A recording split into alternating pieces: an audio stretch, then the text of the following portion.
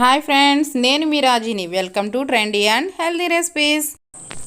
చిలకడ దుంపతో sweet recipe తయారు చేద్దామండి. ఇది ఇన్స్టెంట్ ఎనర్జీ బూస్టర్గా యూజ్ అవుతుందండి. ఈ రెసిపీ స్టార్ట్ చేసే ముందు కొత్తవారు ఎవరైనా నా ఛానల్ చూస్తే తప్పకుండా సబ్స్క్రైబ్ చేసుకోండి. పక్కనే ఉన్న బెల్ ఐకాన్ని యాక్టివేట్ చేసుకోండి. సరే అండి, ప్రాసెస్ స్టార్ట్ చేద్దాం. 1/2 kg తీసుకున్నానండి చిలకడ దుంపలు. నేను 1/2 kg దుంపలు తీసుకున్నాను. శుభ్రంగా క్లీన్గా కడిగేసానండి, మట్టి అది లేకుండా. వాటర్లో కొంచెం ఒక పావు గంట ఉప్పు వేసి నానబెట్టేసాను. ఇప్పుడు దీనిపైన ఉన్న స్కిన్ అంతా ఇలాగా చాక్తో ఇలా రఫ్ చేస్తే పై లేయర్ మాత్రమే వస్తుందండి. బాగా లోనికి తీయద్దు, అసలు స్కిన్ తీయకుండా తింటేనే మంచిదండి.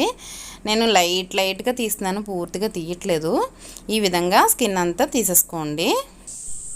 చిలకడ దుంపలతో గులాబ్ జామ్ తయారు చేశాను కదండి, ఆ వీడియోలో నేను చెప్పాను కదా, ఫాస్టింగ్ చేసిన వాళ్ళు కొన్ని ప్రాంతాల్లో ఇలా చిలకడ దుంపతో ప్రసాదం చేసుకుని తింటారు మర్నాడు అని చెప్పి. అది ఇదేనండి నేను చెప్పబోయే ఇప్పుడు ఈ రెసిపీయే. శుభ్రంగా ఈ విధంగా తొక్క తీసుకుంటే సరిపోద్దండి. ఇప్పుడు దీన్ని క్లీన్ చేసేసుకుందాం.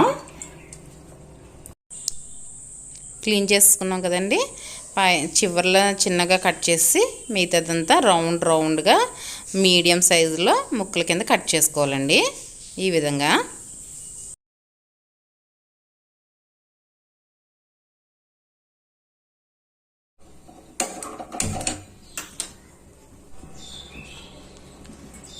స్టవ్ వెలిగించి చిన్న మంట పెట్టుకోవాలి. నెయ్యి వేస్తున్నానండి, 1 స్పూన్ నెయ్యి వేస్తున్నాను.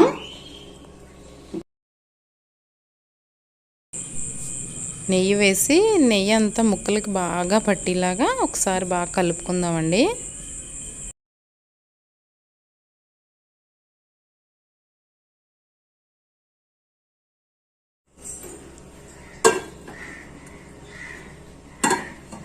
వాటర్ దీంట్లో వాటర్ వేయాలండి. వాటర్ వేసి ఆవిరి వెళ్లకుండా ఇలాగా వెయిట్ పెట్టాలండి. దీంట్లోంచి ఆవిరి చుక్కలు పడతాయి కదా, ఆ ఆవిరితో ఈ దుంప ఉడకాలండి. ఈ రెసిపీకి ఈ విధంగానే ఈ దుంప ఉడకాలి. అర్థమైందండి? మూత బరువుగా ఉండాలి, పైన వెయిట్ ఎక్కువ పెట్టాలి. దాని నుంచి వాటర్ వేయాలి. వాటర్ ఆవిరి రూపంలో చుక్క పడి కిందది బాయిల్ అవుద్ది. బయటికి ఆవిరి వెళ్లకుండా క్లోజ్ చేయాలి. అంతే అండి. ఇలా ఉంచేస్తే ఒక 10 నిమిషాలకి రెడీ అయిపోతాయి.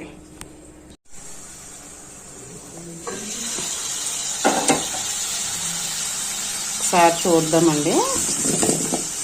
ఇంకా ఉడకలేదు.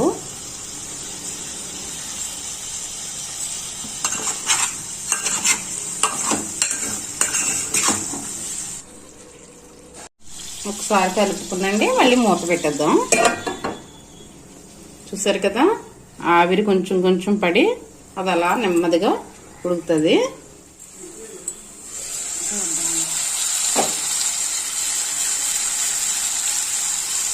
చూసారా, ఫ్రై అయినాయండి, బాగానే ఉడికినాయి. చూసారా, ఎల్లోయిష్గా వచ్చినాయి కదా, ఇందాక వైట్గా ఉన్నాయి, ఇప్పుడు ఎల్లోగా వచ్చినాయి కదా, ఇవన్నీ ఉడికిపోయినాయండి. ఇప్పుడు మనం బెల్లం వేసుకుందాం. దీనికి సరిపడా బెల్లం మనం టేస్ట్ బట్టి చూసుకుని వేసుకోవాలండి. తెలిసిపోద్ది కదా ఇంత అని.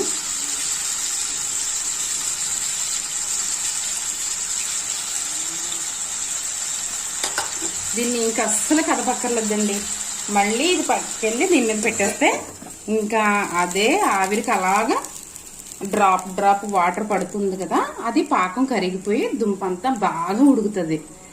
మళ్ళీ ఇంకొక 5 minutes అలా ఉంచుదామండి.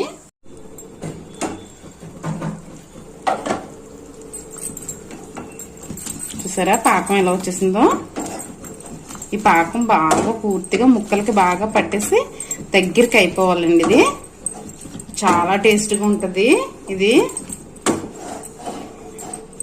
ఇది పాకం అంతా మనం దగ్గరికి అయ్యే వరకు ఇలాగే ఉంచుతాం.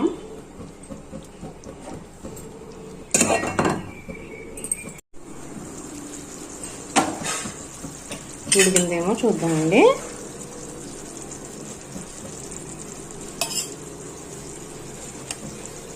ఉడికిందండి, బాగా ఉడికింది. చూసారా, బాగా ఉడికిందండి. ఇంకా మనం వాటర్ పెట్టొద్దు, వాటర్ పెట్టవలసిన అవసరం లేదు. ఈ పాకం అంతా ముక్కలకి పట్టే వరకు కొంచెం మంట పెట్టి మనం దగ్గరుండి చూసుకోవాలి. సరిపోద్ది. ఇంకా మనం దుంప ఉడికిపోయింది కదా, ఇంకా మళ్ళీ వాటర్ పడితే ఇంక మెత్తగా అయిపోద్ది దుంప.